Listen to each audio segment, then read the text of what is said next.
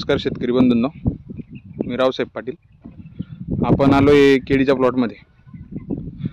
सदरील लागवड ही बेण्याची असून या बेण्याला लागवडीनंतर बुरशीसाठी ट्रायकोडर्मा अर्जिनियम, स्यूडोमोनास फ्लोरेन्सियस आणि हुमणी अळीसाठी मेटारायझम अनिसोप्ली, तसेच पांढऱ्या मुळी निघण्यासाठी मायक्रोरायझाचा वापर केला होता।